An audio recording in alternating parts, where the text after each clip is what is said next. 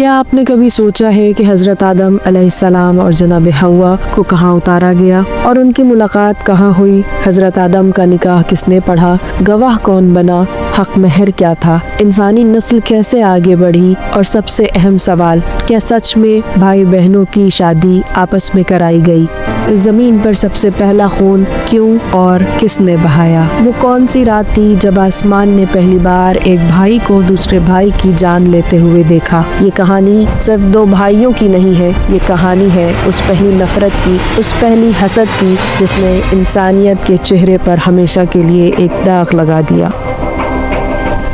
ایک طرف حابیل تھا جس کے دل میں خدا کا خوف اور محبت تھی، اور دوسری طرف قابیل جس کے دل میں شیطان نے اپنا تخت بچھا لیا تھا۔ آج ہم تاریخ کے اس سب سے خوفناک منظر پر سے پردہ اٹھائیں گے جب ایک بھائی نے چلاتے ہوئے کہا، میں تجھے ختم کر دوں گا۔ پھر زمین کانپ اٹھی۔ یہ کہانی ہے حضرت آدم علیہ السلام کی۔ جب حضرت آدم علیہ السلام سے ترک اولا ہوا اور اللہ نے سزا کے طور پر انہیں زمین پر بھیجا تو حضرت آدم علیہ السلام کو ہندوستان کی زمین پر اتارا گیا، اور بعض جگہوں پر اس جگہ کا نام سرندیپ، جو آج شری لنکا کا حصہ ہے، بتایا جاتا ہے۔ شری لنکا میں آج بھی نود یا آدم پیک کے نام سے پہاڑ موجود ہے۔ وہیں حضرت حوا علیہ السلام کو سعودی عرب کے ایک حصہ جدہ میں اتارا گیا۔ دونوں اپنی اپنی مشکلوں کو اٹھاتے ہوئے اللہ سے معافی مانگتے رہے، اور جب اللہ نے حضرت آدم علیہ السلام کی معافی کو قبول کیا کہ یہ دونوں چلتے ہوئے عرفات یعنی مکہ کے قریب ایک مقام پر پہنچے۔ عرفات کا مطلب پہچاننا ہوتا ہے، کیونکہ یہاں ان کی دوبارہ ملاقات ہوئی اور انہوں نے ایک دوسرے کو پہچان لیا۔ جب حضرت آدم علیہ السلام نے اب حوا کو دیکھا تو اللہ سے نکاح کی خواہش ظاہر کی۔ اللہ نے خود حضرت حوا کا نکاح پڑھا۔ اس کتابوں میں ملتا ہے اس نکاح کے گواہ فرشتے تھے۔ حضرت جبریل اور حضرت میکائیل اس مقدس عقد کے گواہ بنے۔ وہیں نکاح کا ایک خاص حصہ مہر ہوا کرتا ہے۔ اللہ نے حضرت آدم علیہ السلام سے فرمایا کہ ان کا مہر ادا کرو۔ حضرت آدم علیہ السلام نے سوال کیا، اللہ مہر کیا ہے؟ اللہ نے فرمایا کہ ان کا مہر یہ ہے کہ تم میرے حبیب حضرت محمد صلی اللہ علیہ وسلم پر 20 مرتبہ ان پر صلوات بھیجو۔ حضرت آدم نے پوچھا، کیا اس سے تو راضی ہو جائے گا؟ اللہ نے فرمایا، ہاں میں راضی ہو جاؤں گا۔ حضرت آدم علیہ السلام اور جناب حوا جب زمین پر بس گئے تو اللہ نے ان کی نسل کو پھیلانے کا ارادہ کیا۔ جناب حوا جتنی بار بھی حمل سے ہوتی ان کو جڑواں بچے پیدا ہوتے، ایک لڑکا اور ایک لڑکی۔ پہلی بار میں قابیل اور اس کی بہن القمہ پیدا ہوئے، اور دوسری بار میں حابیل اور اس کی بہن لودیا دنیا میں آئے۔ وقت گزرتا گیا، بچے بڑے ہوتے گئے۔ قابیل جو سخت مزاج تھا، اس نے کھیتی باڑی کا پیشہ چنا، وہ زمین کے سینے سے اناج اگاتا تھا۔ دوسری طرف حابیل جو نرم مزاج تھا، دل کا صاف، وہ جانوروں کو چرانے کا کام کرنے لگا۔ سب کچھ ٹھیک چل رہا تھا، مگر دلوں میں چھپی ہوئی فطرت کو ظاہر ہونا ابھی باقی تھا۔ جب حابیل اور قابیل جوان ہوئے تو اللہ کا حکم آیا کہ ان دونوں کا نکاح کرا دیا جائے۔ یہاں پر اب آتا ہے سب سے اہم سوال کہ آخر کیا وجہ تھی کہ قابیل کے دل میں نفرت اور حسد کی آگ روشن ہو گئی؟ سوال یہ تھا کہ نکاح کس سے ہوگا؟ روایت کے حساب سے جڑواں بچوں کی شادی آپس میں نہیں ہو سکی تھی، لیکن الگ وقت میں پیدا ہونے والے بچوں میں کی جا سکتی تھی، یعنی قابیل کی شادی حابیل کی جڑواں بہن سے اور حابیل کی قابیل کی جڑواں بہن سے۔ حضرت آدم علیہ السلام نے اللہ کی وحی کے مطابق فیصلہ سنایا کہ قابیل کا نکاح حابیل کی جڑواں بہن لودیا سے ہوگا اور حابیل کا نکاح قابیل کی جڑواں بہن القمہ سے ہوگا۔ لیکن یہاں سے شروع ہوئی شیطان کی چال۔ قابیل کی آنکھوں میں خون اتر آیا۔ اس کی اپنی جڑواں بہن القمہ حابیل کی بہن لودیا سے کہیں زیادہ خوبصورت تھی۔ قابیل کی نفس پرستی اور ضد نے اسے اندھا کر دیا۔ اس نے اپنے والد حضرت آدم سے بلند آواز میں کہا، یہ اللہ کا حکم نہیں ہے، یہ آپ اپنی مرضی سے کر رہے ہیں۔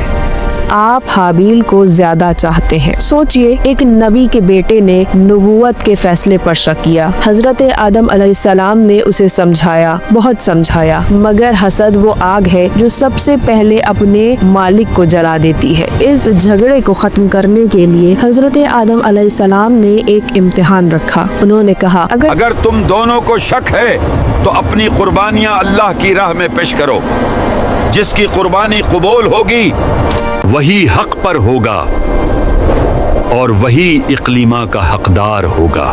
उस जमाने में कुर्बानी कबूल होने की निशानी ये थी कि आसमान से एक आग या बिजली आती और उस चीज को जलाकर खत्म कर देती थी। जो चीज जल जाए यानी वो कबूल कर ली गई है। दोनों भाई पहाड़ के तरफ चले। हाबील मुत्तकी और परहेजगार था। उसने अपने जानवरों में से सबसे बेहतरीन, सेहतमंद, मोटा ताजा दुम्बा अल्लाह के लिए चुना। उसके दिल में ये ख्याल था कि मैं अपने रब को वो दूंगा जो सबसे बेहतर होगा। लेकिन काबिल खेत का मालिक था, मगर उसने अपनी फसल में से सबसे खराब, सड़ी हुई और बेकार गंदम की बालियां निकाली। वो दिल में सोच रहा था कि मुझे बस रस्म ही तो पूरी करनी है। अगर कुर्बानी कबूल हो गई तो आग उसे जलाकर खाक कर देगी, तो ज्यादा अच्छी चीज रखने की क्या ही जरूरत है। दोनों ने अपनी अपनी चीजें पहाड़ों पर रख दी। हजरत आदम अलैहिस्सलाम दुआ कर रहे थे। अचानक आसमान का रंग बदला। एक तेज आग आसमान से उतरी और उसने हाबील के बेहतरीन दुम्बे को अपने लपेट में ले लिया और जला दिया। ये निशानी थी कि अल्लाह ने हाबील की नियत और कुर्बानी को कबूल कर लिया है। मगर काबिल की सड़ी हुई फसल वैसी की वैसी पड़ी रही। कोई आग नहीं आई, कोई कबूलियत नहीं मिली। कुरान इस वाक़े को सूरह माइदा में बयान करता है। और ए हबीब, उन्हें आदम के दो बेटों की सच्ची खबर पढ़कर सुनाओ। जब दोनों ने एक एक कुर्बानी पेश की तो उनमें से एक की तरफ से कबूल कर ली गई और दूसरे की तरफ से कबूल न की गई। वो दूसरा बोला, तेरी कुर्बानी क्यों कबूल हुई और मेरी नहीं? मैं तुझे खत्म कर दूंगा। अपनी ही कुर्बानी के ठुकराए जाने पर काबिल शर्मिंदा होने के बजाय गुस्से से पागल हो गया। उसकी अना को ठेस पहुंची थी। उसने वहां भरी महफिल में अपने भाई हाबील के करीब जाकर कहा, खुदा की कसम, मैं तुझे मार दूंगा। मैं तुझे जिंदा नहीं छोड़ूंगा ताकि तू मेरी पसंदीदा औरत से शादी कर सके। हाबील का जवाब सुनिए। ये वो अल्फाज हैं जो आज भी कुरान में चमक रहे हैं। हाबील ने कोई तलवार नहीं उठाई, गुस्सा नहीं किया, बल्कि बड़े इत्मीनान से कहा, अल्लाह सिर्फ तकवा वालों की कुर्बानी कबूल करता है। अगर तुम मुझे कत्ल करने के लिए अपना हाथ बढ़ाओगे तो मैं अपना हाथ नहीं उठाऊंगा। बेशक मैं अल्लाह से डरता हूँ जो रब्बुल आलमीन है। लेकिन दोस्तों, जो दूसरी रवायत कहती है काबिल का हसद सिर्फ शादी तक महदूद नहीं था। अल्लाह ने हजरत आदम को हुक्म दिया कि वो अपने इल्म और इस्मुल आजम हाबील के सुपुर्द कर दे और उन्हें अपना वसी और जानशीन बनाए। काबिल जो कि बड़ा भाई था, उसने इतराज किया कि मैं बड़ा हूँ इसलिए जानशीनी का हकदार हूँ। बहरहाल दोनों ही सूरत में काबिल की आग में तेल का काम किया। काबिल मौके की तलाश में था। शैतान लगातार उसके कान में जहर घोल रहा था। अगर तुमने हाबिल को जिंदा रहने दिया तो उसकी औलाद तुम्हारी औलाद पर फख्र करेगी। दुनिया कहेगी हाबिल बेहतर था, इसे खत्म कर दो। वक्त का पहिया चलता रहा, यहाँ तक कि हजरत आदम हज के लिए मक्का तशरीफ ले गए। घर में बाप का साया नहीं था। ये काबिल के लिए सुनहरा मौका था। काबिल को समझ नहीं आ रहा था कि इंसान को कैसे मारा जाए, क्योंकि इससे पहले जमीन पर किसी इंसान की मौत नहीं हुई थी। तभी इब्लीस परिंदे की शक्ल बनाकर आया। उसने काबिल को सिखाया कि कैसे किसी का सर दो पत्थरों के दरमियान कुचला जा सकता है। उसने परिंदा बनकर दूसरे परिंदे के सर पर पत्थर मारकर उसे जान से मार दिया। रात का वक्त था। हाबील सो रहा था। काबिल आया। उसने एक भारी पत्थर उठाया और अपने ही सगे भाई के सर पर दे मारा। हाबील शहीद हो गया। जमीन ने पहली बार एक मासूम का गर्म खून जज्ब किया। कहते हैं उस दिन जमीन पर कांटे उग आए। कई दिनों तक जमीन में जलजला रहा। खाना बदमजा हो गया और फिजा में एक अजीब सी उदासी छा गई। काबिल ने कत्ल तो कर दिया, लेकिन अब लाश को क्या करे। काबिल को नहीं पता था कि मुर्दे को दफनाया कैसे जाता है। वो अपने भाई की लाश को कांधे पर उठाए कई दिनों तक जंगल और बयाबान में भटकता रहा। दरिंदे उसकी ताक में थे। वो इंतजार कर रहे थे कि कब काबिल हाबिल के जनाजे को जमीन पर रखे और वो उसे नुकसान पहुंचाए। काबिल थक चुका था, उसका ज़मीर उसे लानत भेज रहा था। तब अल्लाह ने उसकी रहनुमाई की, लेकिन एक इंसान के जरिए नहीं, एक कौवे के जरिए। सूरह मायदा में 31वीं आयत में जिक्र है कि अल्लाह ने एक कौवा भेजा। उस कौवे ने जमीन खोदी और अपने मरे हुए साथी कौवे को मिट्टी में छिपा दिया। ये देखकर काबिल की चीख निकल आई। वो जमीन पर गिर पड़ा और बोला, हाय अफसोस, क्या मैं इस कौवे से भी गया गुजरा हूँ कि अपने भाई की लाश को छिपा न सका। उसने वैसा ही किया, जमीन खोदी और हाबिल को सुपुर्द खाक किया। ये जमीन पर पहली कब्र थी। जब हजरत आदम अलैहिस्सलाम वापस आए तो उन्हें हाबिल नजर न आया। उन्होंने काबिल से पूछा, हाबिल कहाँ है? काबिल ने रूखे अंदाज में जवाब दिया, मुझे क्या पता, क्या आपने मुझे उसका निगहबान बनाया था? आदम अलैहिस्सलाम समझ गए, उनका दिल टूट गया। रिवायत बताती है कि वो 40 दिन और रात लगातार रोते रहे। उन्होंने उस जमीन को और काबिल को ललकारा जिसने हाबिल का खून किया था। उनका गम इतना गहरा था कि पूरी कायनात उनके साथ उदास थी, लेकिन अल्लाह अपने बंदों को तन्हा नहीं छोड़ता। हजरत आदम अलैहिस्सलाम की दिलदारी के लिए अल्लाह ने उन्हें एक और बेटा अता किया। इस बार ये जुड़वा नहीं था, ये तन्हा पैदा हुआ। आदम अलैहिस्सलाम के पास वही आई, ऐ आदम, ये लड़का मेरी तरफ से तोहफा है।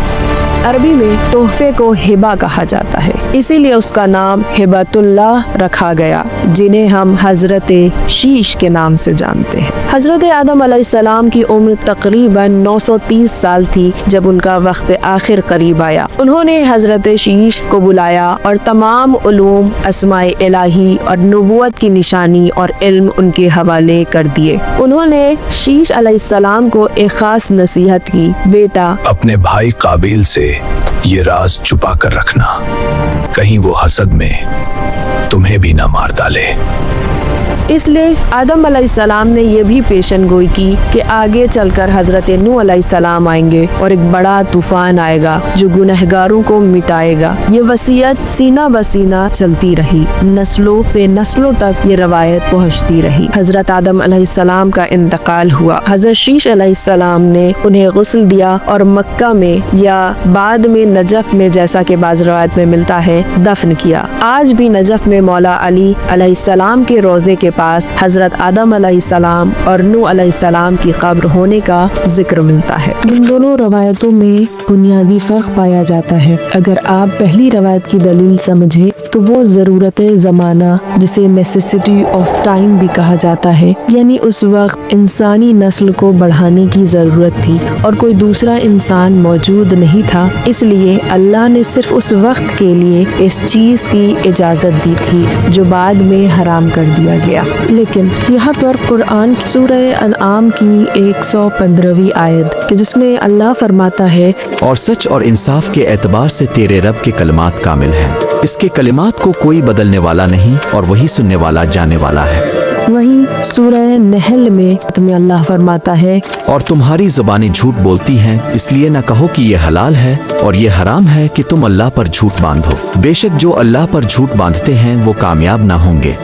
सुनने इब्ने माजा में मिलता है, हजरत मोहम्मद मुस्तफ़ा सल्लल्लाहु अलैहि वसल्लम ने फरमाया, बेशक अल्लाह ने अपनी किताब में हलाल को वाज़ीह कर दिया है और हराम को भी वाज़ीह कर दिया है। वहीं सही बुखारी में मिलता है कि रसूल अल्लाह ने फरमाया, अल्लाह ने जिसे हराम किया है और ये कयामत के दिन तक हराम रहेगा।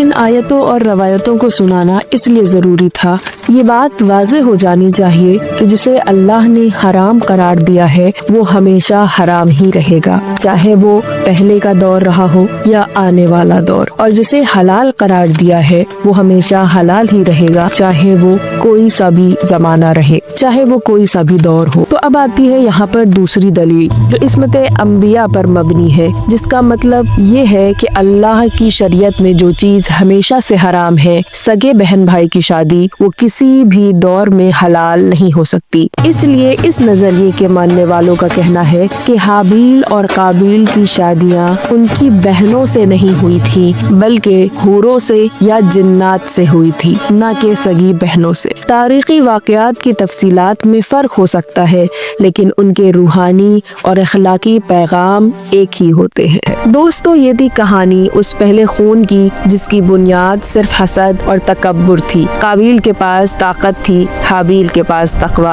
आज काबिल का नाम सिर्फ जलालत की मिसाल है, जबकि हाबील का नाम मजलूमियत और हक की पहचान है। इस वाक़े से हमें ये सबक मिलता है कि जब इंसान के दिल में हसद, जलन जैसी चीजें आ जाएं, तो वो रिश्तों का खून करने से भी नहीं कतराता।